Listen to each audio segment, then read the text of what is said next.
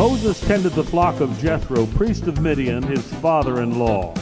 Leading the flock to the back of the desert, coming to Horeb, the mountain of God, the angel of God appeared to him in a flame of fire from the midst of a bush. The bush was burning with fire, but the bush was not consumed. Turning aside, Moses wondered why the bush didn't burn.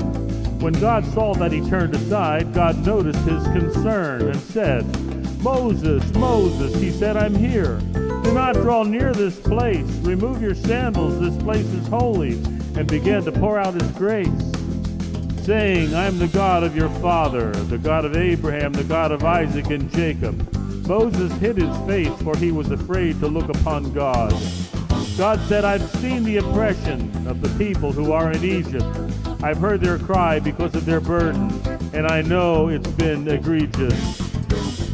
I have come down to deliver them out of the hand of the Egyptians, to bring them up to a good land that doesn't even have a description, to a land flowing with milk and honey, to the place of the Canaanites, the Hittites, the Amorites, the Perizzites, the Hivites, and the Jebusites. The cry of the children has come to me, and I have seen their oppression. You'll go to Pharaoh, bring them out of their depression. Who am I that I should go and release them from their burden?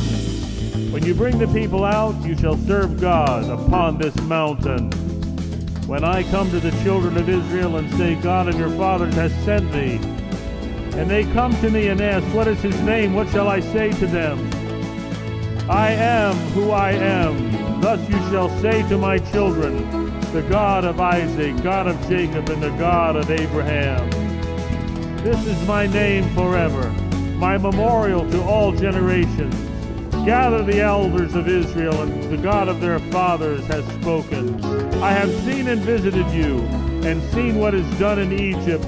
I will bring you out of affliction to a land flowing with milk and honey. They'll heed your voice. You shall come, you and the elders of Israel. You'll say to the king of Egypt, 'The God of the Hebrews met with his people. We'll go 3 days' journey into the wilderness and sacrifice to our God. The king of Egypt will not let you go, not even by a mighty rod. I'll stretch out my hand and strike Egypt with all my many wonders. I'll do my wonders in the midst, and after that they'll let you go. I will give this people favor in the sight of the Egyptians, and it shall be, when you go, you shall not go empty-handed.